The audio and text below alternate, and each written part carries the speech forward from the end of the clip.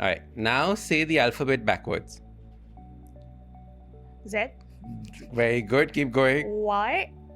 Imagine if we could be mindfully working in the same way, mindfully watching TV in the same way, just doing one thing at a time, mindfully doing our investments, mindfully saying, this is where I'm going to put my money, this is where I'm going to see my growth, my compounding. I'm not going to get distracted by other shiny objects. And if you can divest the emotion from investing, the chance of you growing your money is higher.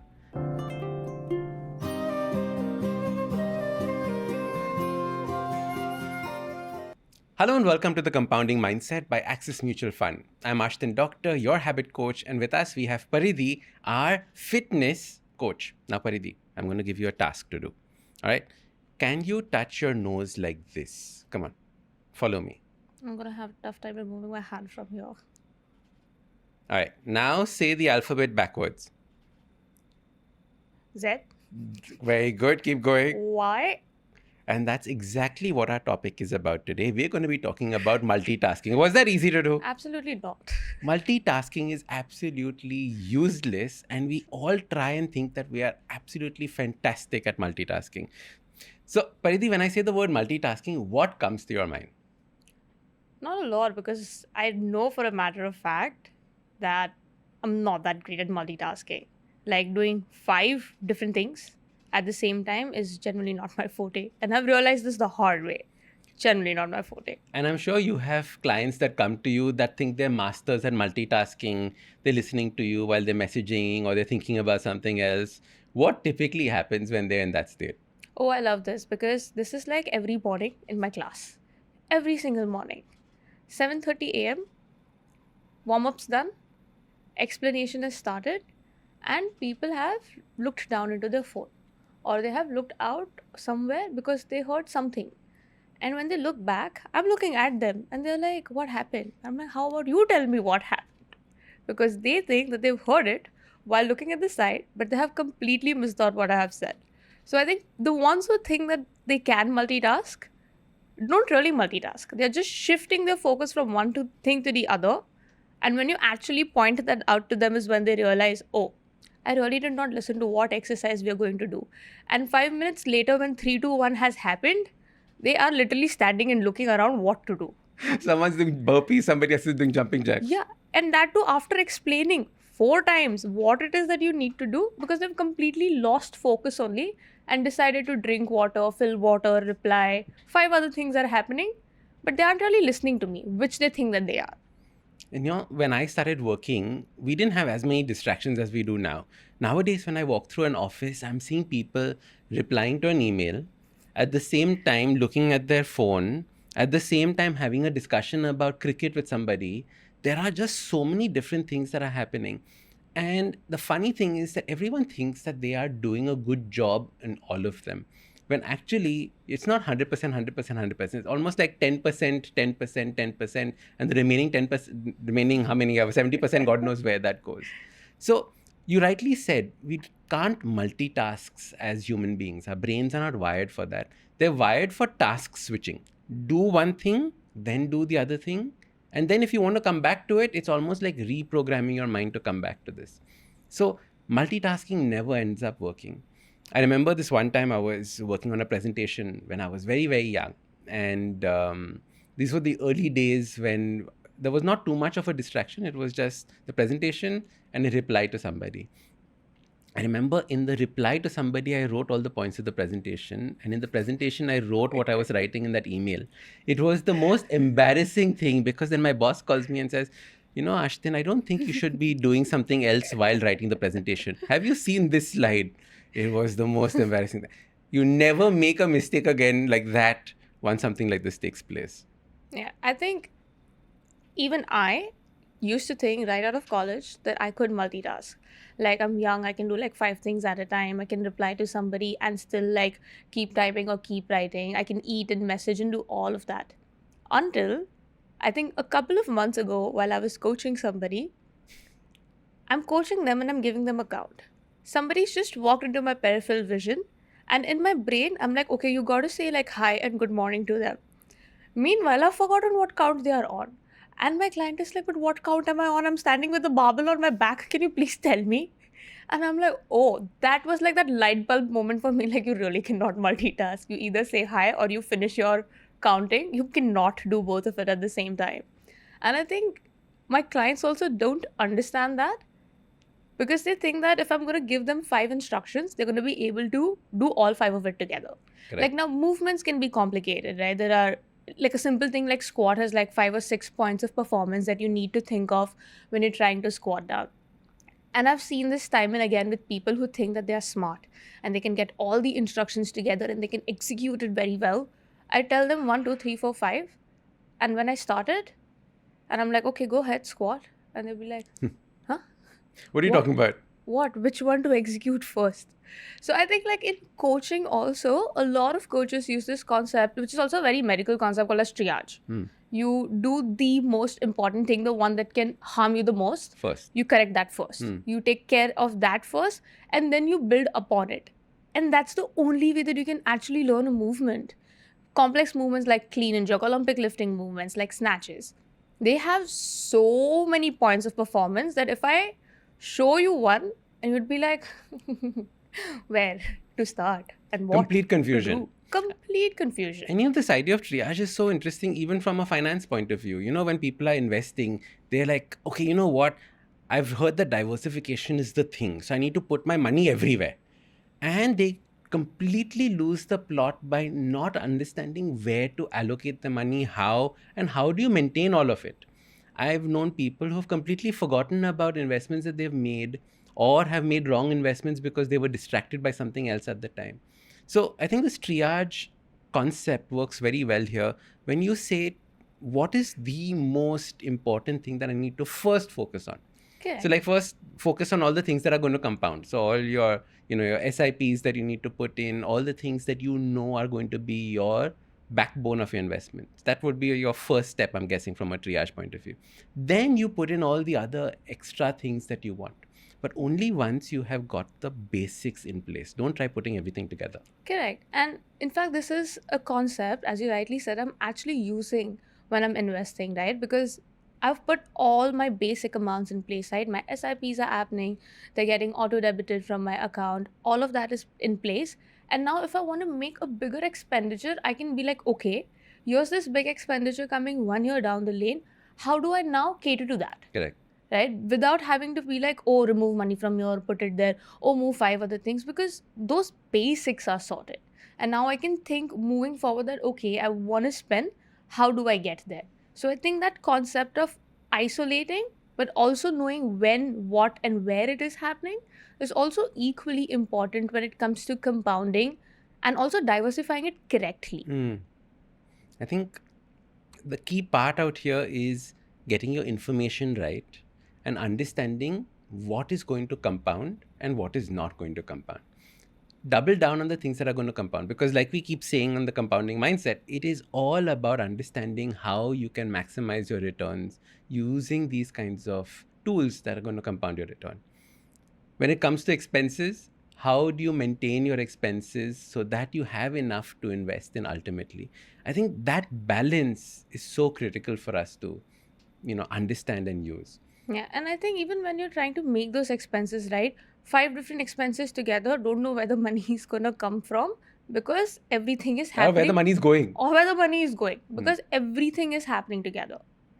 And I mean, from a habit point of view also, right, I'm sure like a lot of people come to you, be like, 5 different things, stack it all together, I think I can achieve all of these habit formation in like one go. Correct. So can you share with us like a little of how multitasking is it a myth when it comes to habit formation? Correct. So multitasking is a myth. Habit stacking is something that works. So habit stacking is when you add multiple habits on top of each other at the same time. So for example, say I'm wearing my red light hat while I am writing in my journal. The red light hat is doing what it has to do. There's no attention put to it. So my full attention's on the journal. So that way of habit stacking works well when one of the habit is on autopilot where you don't have to put any attention to it. And the other habit is where you can put your full attention. But strange habits like I will reply to an email while I'm watching my favorite show. Doesn't work. In fact, it's so funny. People normally think that, multitasking is needed when you're working. But we don't realize how much multitasking we do during our recreational time when we think we need to be chilling. So there is a large screen, which is your TV. Then in front of you, there is a small screen, which is your laptop. And right next to you is a tiny screen, which is your phone. So you're actually multitasking with three screens almost every time you're watching. You think you're trying to chill, but your brain is getting fried. It cannot deal with watching a show on TV, scrolling for products to buy on your computer, and replying to things on your phone. These three don't work together. And in fact, after that, you don't rest. You actually come out more tired. So I think we need to understand, how do we come back to being mindful and focusing on one thing at a time. And I also think we don't sometimes just even realize the burnout that sort of keeps happening.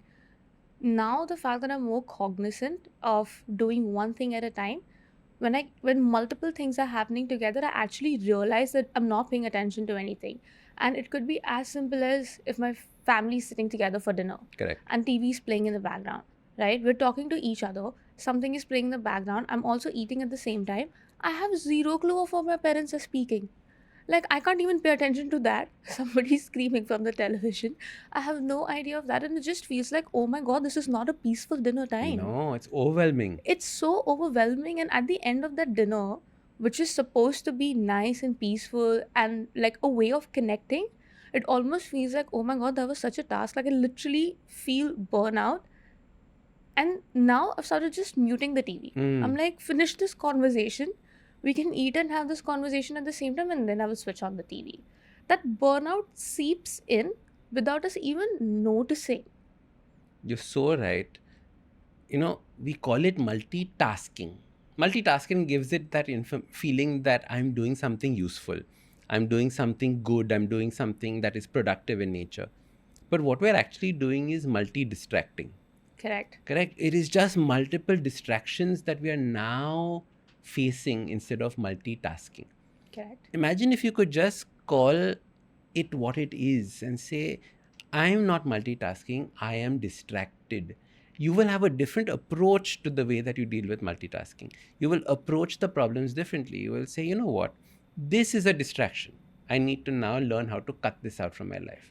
And as a habit coach, the number of people, Paridhi, who are coming with problems of focus, with problems of distraction, they're saying, Ashdin, I just can't sit in one place. If I'm sitting in one place and doing something, I lose interest fast. I need to do something else. And these are all symptoms of just having a very distracted lifestyle.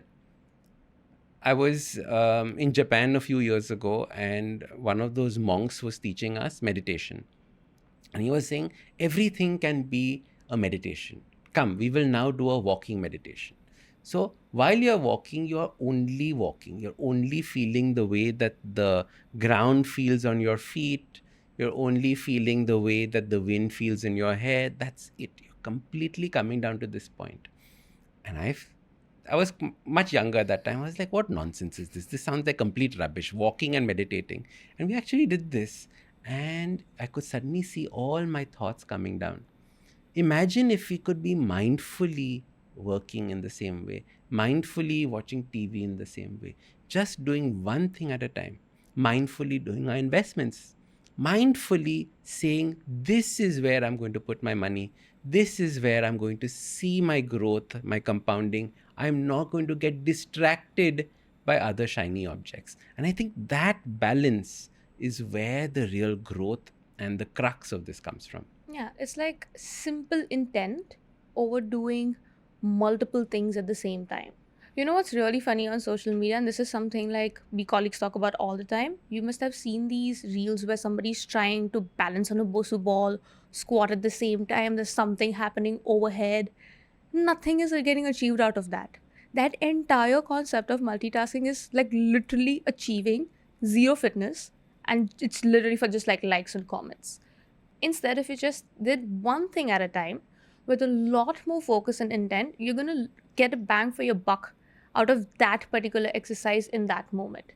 And this is also so similar to like us trying to put 5 things in 5 different funds and going, okay, I'm going to remove from this fund, get rid of that, remove from this fund, get rid of that, and do all of it together without letting the actual effects of compounding settle in to be seeing those.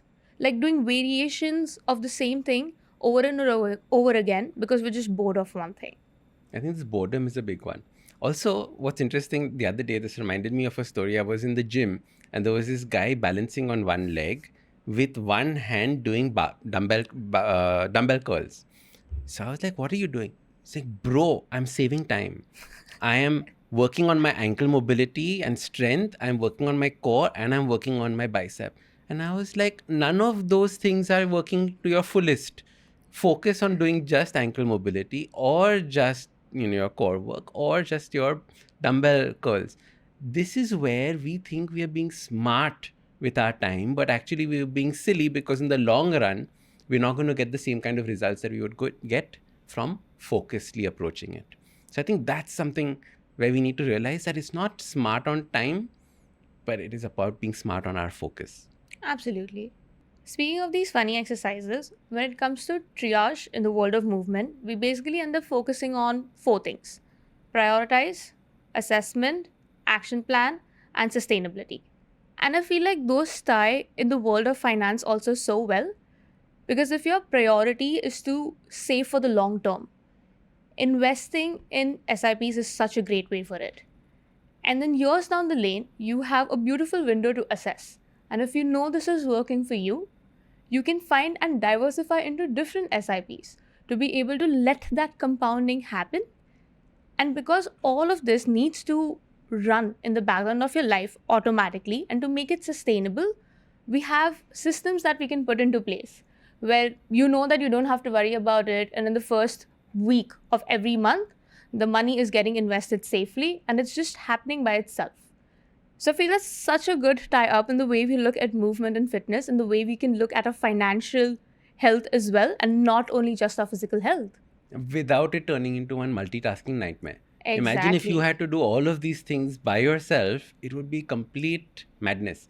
But now that there are these systems and processes and there are ways to assess, I think it makes it much simpler to implement. In my world, it would have reigned utter chaos only. If I had to do all of this at the same time, gone. You'd be like, no point investing, I'll just buy myself a new phone. Beautiful. Speaking about chaos, I have this friend who keeps coming up with these new tips on what he's going to buy next, in the stock market. Are Ashdin, you should focus on this trend, you should do this. And he keeps buying, selling, buying, selling, buying, selling, buying, selling. And I keep asking him at the end of the day, like, how are you? No, it's not going that well. It's okay, etc., etc. And I suddenly realized that in that frenzy of buying, selling with these emotions that he has, everything's going to crash, I need to sell fast, everything's going to go up, I need to buy. Those emotions, that frenzy completely removes the focus of what he's doing. And so many times I've noticed that people who just have an even keel, who do one thing and do one thing well, have a far better way of, compounding their returns. Instead of looking for a quick fix on what is going to be my next big, hit. So I've noticed that this compounding is a more interesting way of working than this frenzied approach to trying to invest. And there are so many lovely sayings by fantastic, investors in the past that all talk about removing emotion from investing. And if you can divest the emotion from investing, the chance of you growing your money is higher. And there's no better way of removing the emotion from investing than by using a system that is automated. Right? These computers have no emotions. They will do what they are told. We will be thinking about, what, this time I had a little less, I had more expenses at home, maybe I should not invest, etc. Computer doesn't have any of these emotions. Straight, it will invest your money and you know that your compounding is set. I think that's the line I'm going to take back from this episode. Divest your emotions to invest your finances. Oh, I love it. Divest your emotions, invest your finances. Okay, Paridhi, let's ask the audience. How many of you are doing something right now while listening to this episode? Caught you, didn't I? Are you multitasking? Listen, multitasking doesn't work. What were the last 3 things that we said? Can you remember them? If you can't, I know you've been distracted. So come back, focus on what we are saying next, because Multitasking is the way in which you're going to destroy whatever you're doing. Focus is the way you're going to build it. So, coming back to multitasking and focus, Paridhi, what are two habits that you incorporated to break away from this whole multitasking world? Ooh, interesting. Because this is such a new phenomena for me as well. Because of course I thought I could multitask, because why not? Only realized that I couldn't. But I feel like if I have to focus on one thing, at least for me, it's very cognitive in nature. Very simple, right? Like if I'm going to run, I'm not going to listen to a podcast. Very simply because I am so focused on just getting my run correct that I basically need background noise. So if I have realized that I need to listen to a podcast, I'm going to listen to it when that's the only thing that I'm doing. Because I'm listening to a podcast to make sure that I get information and knowledge out of it. Not when I'm huffing and puffing and questioning my life choices while my heart rate is like at 180 to figure out, like, oh, yes, this is what they said. I must invest over here. And none of that is going to go through my head. So I think the one thing, especially if I want to have anything which is educational, informational, I would do it as a standalone. So I'm not sure if it's a habit, but that's something that I have realized, that anything cognitive needs silence. So that's when I will not multitask at all. And it could be as simple as if I have to study, no phones. Not even like that bing, ping, not gonna happen. If you think that you're gonna reply quickly and then actually go back to your studying, I have forgotten already where I need to do that. And I also think that if I have to be present for a conversation, I'm going to keep all my electronics aside. I think that's the second thing that I have really started inculcating, where if I think that I can have a conversation with someone and also message, or have a conversation where I want to be present, then that's the only thing that I'm going to do. I think just like reduction of electronics, I'm choosing what I want to listen to when I'm, let's say, wanting like background noise or white noise. Those are the two things that I've started switching out to A, be more present, and B, have like more cognitive ability to grasp things. What's it for you, Ashton? So for me, the first one would be removing distractions. So for example, notifications, switching off all notifications on your phone, whether it is an email that has come in or it is, some strange app trying to tell you about its newest deal that it has. All these notifications are off because they are all trying to grab your attention. And in this world, attention is the main, commodity that we have. The second thing is I completely stopped listening to music while I work. I know so many people who listen to music and work at the same time. I realized that my productivity was dropping every time music was playing. And just like what you said, when I would listen to an audiobook in the gym, I don't run. So it was in the gym. I would notice if there's an important point happening, my sets are becoming slower. Or then my breaks are becoming longer because I'm trying to listen and try and do this at the same time.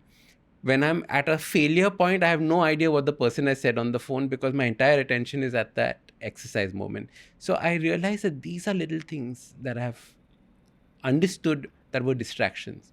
And I think the best part about becoming aware of us being distracted like this is that we can choose one thing at a time to improve upon. We've done podcasts in the past where we talk about, improving our habits one point at a time and how that compounds. In the same way, multitasking and stopping the multitasking habits is a great way of compounding your own progress and your own life. So I hope everybody realizes that multitasking is not the way to compound. You think you're being smart with your time, you're actually not. Focus is the way that you're going to get things done. You've been listening to The Compounding Mindset by Access Mutual Fund. Let us know in the comments below the 2 things that you do to not multitask. And don't forget to share this with a friend who does multitask. Mutual fund investments are subject to market risks. Read all scheme-related documents carefully.